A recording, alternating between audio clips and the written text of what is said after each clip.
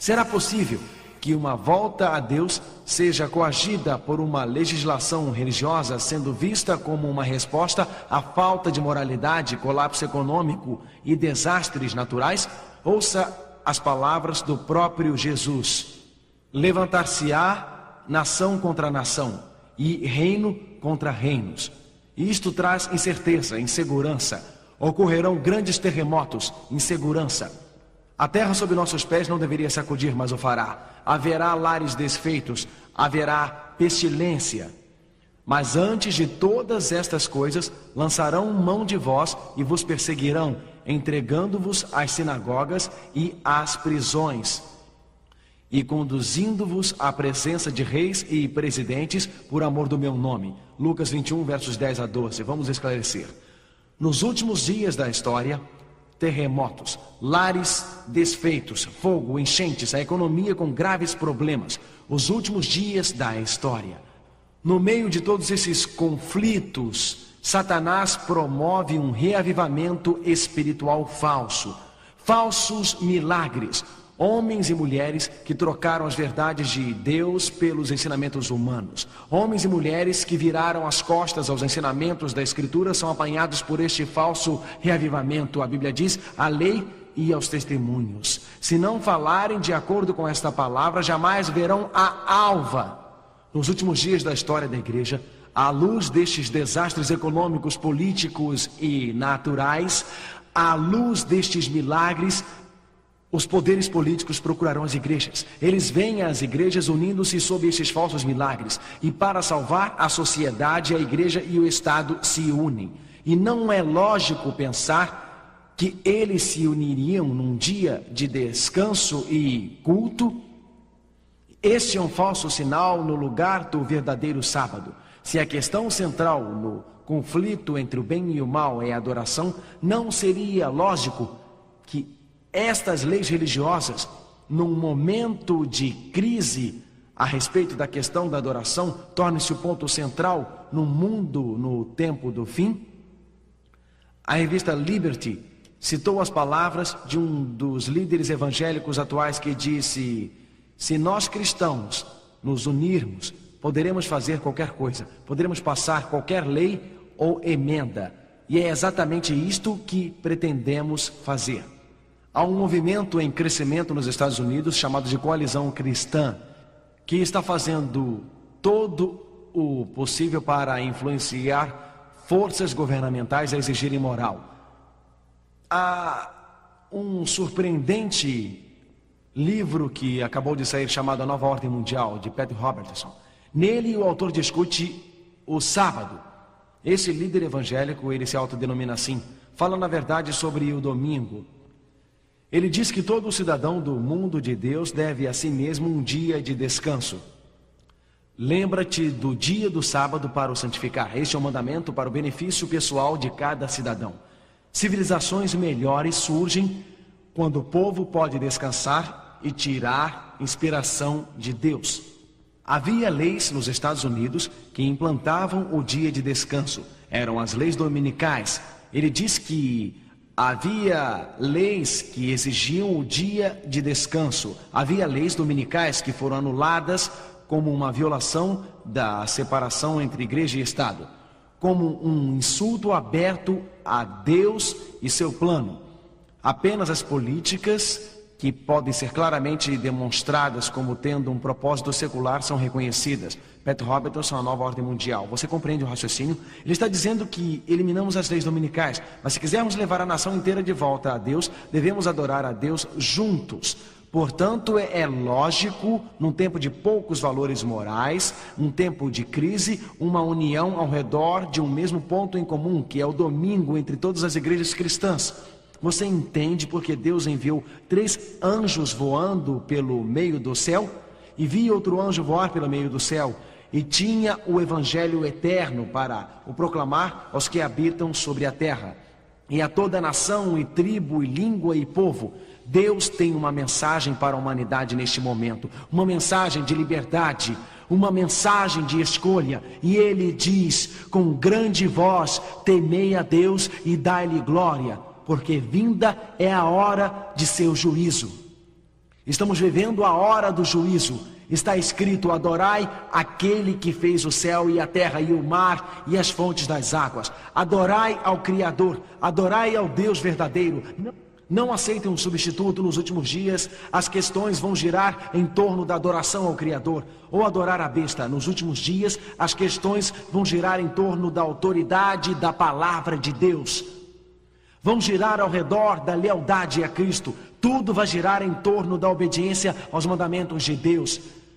Apocalipse 14, verso 12 diz que quando o sábado for substituído pelo falso dia de descanso, quando a igreja e o Estado unirem-se, quando homens e mulheres leais à palavra de Deus forem oprimidos e perseguidos, Deus diz que ainda terá um povo. Ele os teve no primeiro século, quando foram queimados na estaca, fiéis a Deus. Ele os teve no terceiro, quarto e quinto séculos, quando eram jogados aos leões, fiéis a Deus. Ele os teve durante toda a Idade Média. Ele os teve durante toda a Idade Média, quando foram torturados, atormentados, perseguidos. Foram fiéis a Deus, e mesmo nos últimos dias, quando a igreja e o Estado unirem-se, eles também serão fiéis a Deus. Aqui está a paciência dos santos. Aqui estão os que guardam os mandamentos de Deus e a fé de Jesus. Apocalipse 14, verso 12. E você estará com eles, meu irmão e minha irmã?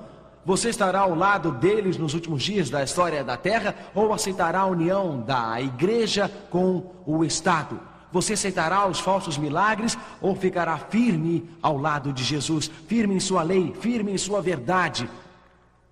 Nos dias de Daniel, uma imagem foi estabelecida. Em Daniel capítulo 2, Deus deu a Nabucodonosor um sonho a respeito da história do mundo. Babilônia, a cabeça de ouro. Medo-Pérsia, peito e braços de prata. Grécia, quadris de bronze. Roma, pernas de ferro. A pedra atinge a imagem, a verdadeira revelação da história. Nabucodonosor não gostou de saber que Babilônia seria seguida pelo Medo-Pérsia. Então Nabucodonosor criou uma imagem de ouro. A crise se aproxima, é semelhante aos dias de Daniel. Nabucodonosor estabeleceu uma imagem falsa. O rei babilônio, um poderoso líder mundial, mandou fazer uma falsa imagem e compeliu o povo a um culto contrário à lei de Deus. Qual é a questão tratada em Daniel 3? Um falso líder religioso. Qual é a questão tratada em Daniel 3? Uma falsa imagem. Qual é a questão tratada em Daniel 3? Um falso culto. Qual é a questão no capítulo 3 de Daniel? Desobediência aos mandamentos de Deus. Qual é a questão em Apocalipse 13? Um falso líder une a igreja e o Estado. Há uma imagem falsa. Um culto falso é estabelecido. Sadraque, Mesaque e Abdenego foram ao rei. E o rei disse a eles: desta vez, quando ouvirem o som da trombeta, da flauta, da harpa, da lira e do saltério, na sinfonia com todos os tipos de música, vocês devem se prostrar e adorar a imagem de ouro que eu fiz. Ou seja, quando a banda tocar, ajoelhem-se e adorem a falsa imagem. Sadraque, Mesaque e Abdenego, eles foram fiéis a Deus. Ele disse: se vocês não ajoelharem-se, vão ser imediatamente jogados no meio de uma fornalha de fogo ardente. Daniel 3, verso 15. Uma fornalha de fogo ardente. Realmente, Jesus diz que nos últimos dias da história do mundo, o próprio Deus entrará no fogo com você. Sadraque, Mesaque e Abdenego entraram na fornalha. E ao entrarem em contato com as chamas, não foram consumidos. Eles não sofreram queimaduras, porque Cristo entrou com eles na fornalha. Quando a igreja unir-se ao Estado, quando leis opressivas forem promulgadas, quando o povo de Deus for realmente perseguido nos últimos dias, como Cristo o foi, ele entrou com Sadraque, Mesaque e Abdenego e entrará na fornalha com você, meu amigo. Nos problemas de sua vida ele está com você, no meio da dor ele está com você. Se hoje, senhora, seu marido tentar restringir sua liberdade, e mesmo que lhe bata, Cristo está na fornalha com você. Se você perde um emprego por causa do sábado, Cristo está na fornalha com você. Toda vez que você está sozinho, toda vez que é perseguido, toda vez que sofrer dor, toda vez que experimentamos tristezas, toda vez que estivermos na fornalha e parece que as chamas vão nos consumir, que vão nos queimar, Cristo estará no meio das chamas e logo o poderoso Salvador voltará pelos céus. Logo o poderoso Redentor virá com o seu poder e grande glória para nos libertar. Hoje, enquanto inclinamos nossas cabeças, você gostaria de dizer ao Jesus: do fundo de meu coração, desejo apenas uma coisa. Do fundo do meu coração, desejo que o Deus vivo me envolva nos dias de crise, bem dentro de minha alma. Não vejo como posso ficar firme nos dias que estão por vir. Não vejo como posso ficar firme nos últimos momentos desta terra. Nos últimos instantes desta terra, sou muito fraco, sou muito frágil. Quando a união entre a igreja e Estado chegar, os poderes contra nós serão muito grandes. Meu amigo, hoje, você não precisa temer a crise que se aproxima. O mesmo Jesus que entrou na fornalha com Sadraque, Mesaque e Abdenego, estará com você na fornalha. Há algo mais forte que o poder da união entre a igreja e o Estado: Jesus Cristo. E há algo mais forte que todos os demônios do inferno: Jesus Cristo. Há algo mais forte que qualquer poder opressivo que tente tomar a nossa liberdade. E é o poder de Jesus Cristo. Nas horas finais da terra, Cristo estende a mão para você, e um grito no meio da noite. Eu sei que há pessoas que estão realmente lutando. Você sabe que Deus o trouxe a essas reuniões.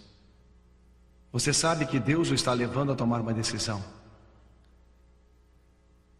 Mas você está preocupado com seus parentes.